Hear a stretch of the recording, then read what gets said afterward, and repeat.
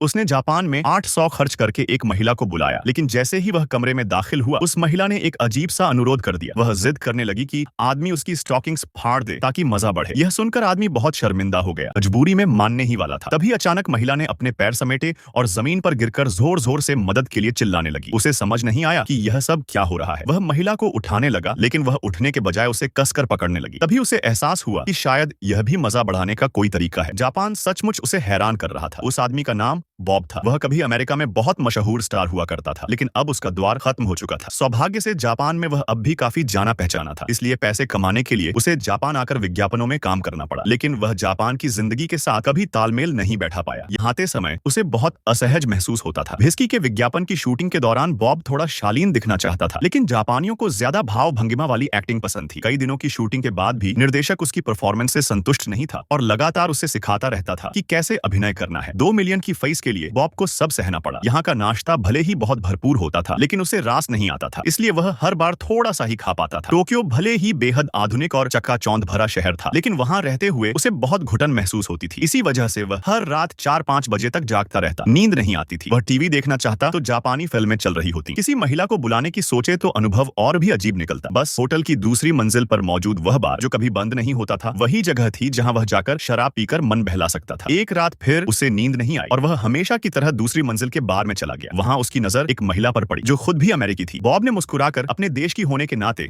उससे अभिवादन किया। महिला ने वेटर को बुलाकर उसे एक ड्रिंक ऑफर की। बस इस छोटे से संयोग ने ही बॉब को बहुत अच्छा महसूस कराया। ऐसा नहीं था कि उसे उस महिला में कोई खास दिलचस्पी थी, बल्कि टोक्यो जैसे अनजान शहर में उसे कोई ऐसा मिल गया था जिससे वह खुलकर बात कर सके। अगली रात भी बॉब को नींद नहीं आई। वह फिर बार पहुंचा, लेकिन इस बार उसके दिल में थोड़ी सी उम्मीद भी थी और सचमुच वह महिला भी आ गई और खुद चलकर उसके पास बैठ गई। तब बॉब को पता चला कि उसका नाम केली है। बॉब को हैरानी हुई कि इतनी खूबसूरत महिला को भी नींद क्यों नहीं आती। पता चला कि केली भी उसी वजह से सो नहीं पाती थी। वह अपने पति के काम के कारण जापान आई थी, लेकिन उसका पति हर सुबह बहुत जल्दी काम पर निकल जाता और उसे होटल में अकेला छोड़ देता। बोरियत में केली बाहर घूमना चाहती थी, लेकिन उसे जापानी भाषा नहीं आती थी, इसलिए वह बिना दिशा के इधर उधर भटकती रहती। एक दिन वह भीड़ के साथ ट्रेन से उतर गई। बड़ी मुश्किल से जब वह किसी जगह पहुंची तो वह एक मंदिर निकला। उसने देखा कि वहां भिक्षु घंटियां बजा रहे थे। उसे समझ नहीं आया कि इसका मतलब क्या है, क्योंकि वह धार्मिक बातों को नहीं समझती थी। जापान में केली को भी अपनापन महसूस नहीं होता था और वह बहुत अकेलापन महसूस करती थी। रात को जब उसका पति लौटता तो वह उससे अपने दिल की बात कहना चाहती, लेकिन थका हुआ पति आते ही सो जाता